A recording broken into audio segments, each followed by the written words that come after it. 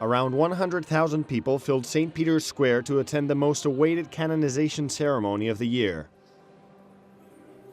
Some missionaries of charity sat in the front rows, accompanied by around 1,500 impoverished men and women. With these words, Pope Francis officially declared the Mother of the Poor a saint in the Catholic Church. Ad deplorimorum fratrum nostrorum consilio, beatam Teresiam de Calcutta, santam esse discernimus et definimus, ac santorum catalogo ascribimus. Two missionaries of charity placed a relic of the new saint on the altar. The base is made of rough and unpolished iron, which is how society sees the poor who Mother Teresa loved so intensely. The Pope also prayed the new saint's work for the unborn and for the disenfranchised. Si è impegnata in difesa della vita, proclamando incessantemente che chi non è ancora nato è il più debole, il più piccolo, il più misero. Si è chinata sulle persone sfinite, lasciate morire ai margini delle strade, riconoscendo la dignità che Dio aveva loro dato. Ha fatto sentire la sua voce ai potenti della terra perché riconoscessero le loro colpe dinanzi ai crimini della povertà creata da loro stessi. He said that Mother Teresa is a model for volunteers and people that do charitable work. Questa instancabile operatrice di misericordia ci aiuti a capire sempre più che l'unico nostro criterio di azione è l'amore gratuito, libero da ogni ideologia e da ogni vincolo e riversato verso tutti senza distinzioni di lingua, cultura, razza o religione. Madre Teresa amava dire: forse non parlo la loro lingua, ma posso sorridere. At least 2 nuns from each mission of the Missionaries of Charity have attended. The rest, about 5,000, have followed the event from their homes.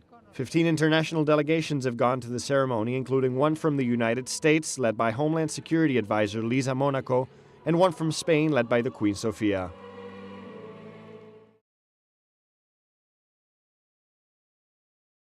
Amatrice was a picturesque town rich in historic and artistic heritage. This website, Le 100 Chiese di Amatrice, shows what it looked like before the devastating earthquake that hit the town in late August.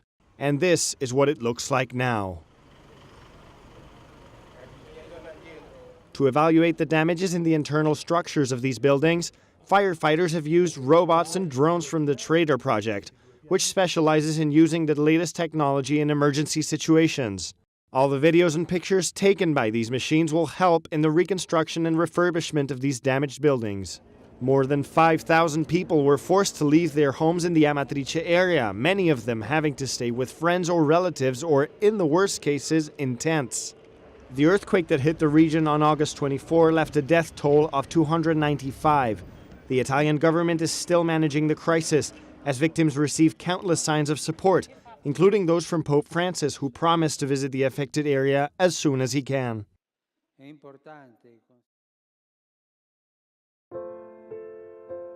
The fact that Mother Teresa suffered deep interior darkness for close to 50 years is now a commonly known fact. However, it wasn't always so. Shortly after Mother Teresa's death, there were Jesuit priests who managed to preserve certain parts of her writings and interior life. Sometime after she died, documents that had been kept by the Jesuits in reality were released to us as we began to do the process of her beatification. So in that way we began to find out the things that we had never known. Nobody in the congregation knew that for 50 years she passed through such darkness. Mother Teresa was a very private person, wanting her prayer life to be kept between her and Jesus alone. She experienced the ultimate pain, feeling rejected by the Lord, the one to whom she had dedicated her life. When she prayed, it was empty. and it caused her great pain. And it took her a while, I think, in a sense, to really begin to understand what God was doing through that. And this darkness is something that happens at times in the spiritual life, this purification of helping us to come to love God for His own sake, not for what we may receive. In this way, she was able to personally connect and experience the same plight the homeless experienced each day: abandonment, feeling unloved and unwanted. Her love grew not only for God, but for neighbor, and she gave from her heart, not expecting anything in return. But then I think she entered even deeper into this and began to see that this darkness that she was passing through, this feeling unloved and unwanted, was sharing in the abandonment of the poor, in their feeling unloved, abandoned, rejected. And she herself expressed it like that. It was perhaps because of these feelings her faith flourished daily through her interactions with the poor. Mother Teresa truly challenged the sisters to do more than simply satisfy the needs of the flesh: hunger, thirst, and need for shelter. She desired each personal encounter to be a real meeting with the living God. She used to tell us also, you're not called to be social workers, not to do social work, good and helpful as it may be, but to take on ourselves something of the suffering of the poor, to take it onto ourselves, to make it part of redemption. And I think that's what she began to see, that side of her life. She said it herself, I see it as a spiritual side of my life, entering into this suffering of the poor. Entering into this part of life, a place where few people trod, is one of the reasons she made such a big impact on not only the poor, but the whole world.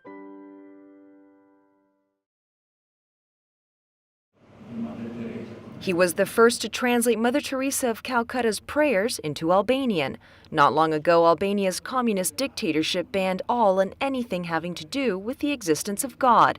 Ironically, most Albanians were not even aware of one of the most universal religious figures in the world, who also happened to be a native of Albania. Albania was a spiritual desert during the regime. Mother Teresa's name was unheard of and unfamiliar. It was forbidden. Few people knew of her existence. Visar Saheti is a diplomatic representative of Albania to the Holy See. The first time he heard of Mother Teresa, he was in prison, serving a sentence for allegedly writing about subversive poems. All of the prisoners were in disbelief when they were told that an unassuming Albanian nun had won the Nobel Peace Prize. Every time a new prisoner would come in, we would ask them to tell us what was happening on the outside. One of them heard about the Albanian nun who won the Nobel Peace Prize from an Italian television program, which was also prohibited for us. Most were still left in disbelief, thinking that it was a fictitious ploy to provoke the regime. Mother Teresa was denied entry when her mother and her sister passed away. Today, 25 years after the fall of the dictatorship, the country has changed completely. September 4th will be the day of great significance and celebration, as the best-known Albanian will officially be proclaimed a saint, although for most Albanians she has been their saint for many years. We were always amazed by her works. For us, she was already a saint. Her canonization on September 4th will officiate that for us. We are very happy because we have always dreamed of this day. She has always been our saint, and she will finally be canonized by Pope Francis. Aside from translating Mother Teresa's writings, Visar Seti has also written several books on her. Over the years, Seti has managed to collect and share some of the most tender photographic moments of the soon-to-be saint's life with her fellow compatriots. For them, seeing Mother Teresa recognized as a saint is more than just a feeling of national pride. It is the confirmation that, despite the attempts of the dictatorship, no one could ever pluck the deep-seated Christian roots in the heart of most Albanians. Now his mission is to tell the whole world that there is an ongoing genocide against Christians in the Middle East. He knows this because he lived in Aleppo for 3.5 years and has witnessed the systematic killing of people in his parish just for being Christians. La experiencia es extrema. The experience is extreme. No person in the world is prepared for a war, regardless of the causes. You see how the whole population is disappearing. the whole material structure is disappearing, and heinous crimes are being committed.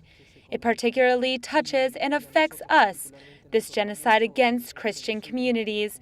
It is a real and documented genocide. Father Rodrigo Miranda arrived in Syria a few months before the start of the war in 2011. He has lived through the chaos of various bombings as a Syrian without abandoning the community entrusted to him.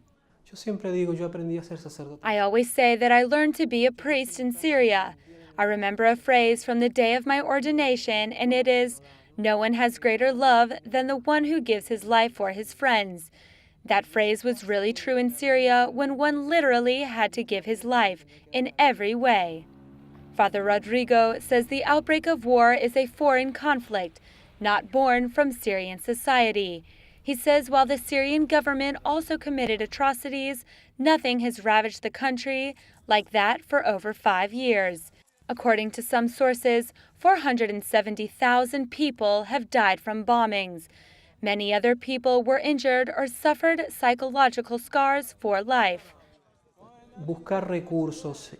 Finding resources and benefactors to rebuild a country is possible. Therefore, it is possible to reconstruct a country and structure, but there is another problem. Who reconstructs a soul? Radical Islam, represented by its bloodiest Daesh attacks, relentlessly pursues religious minorities. In Syria, Christians suffered even before the arrival of ISIS, facing no opposition from the international community. Father Rodrigo says that Christians also feel abandoned by the church itself. Some individuals and communities experience pain and abandonment from within the church. They expect more from us. They are our neighbors. When there is a brother who dies, it is the same mystical body of Christ's suffering. Increasing this suffering, the European Union has extended the embargo on the government of al-Assad for more than a year, so that it affects civilians by depriving them of basic needs like medicine or food.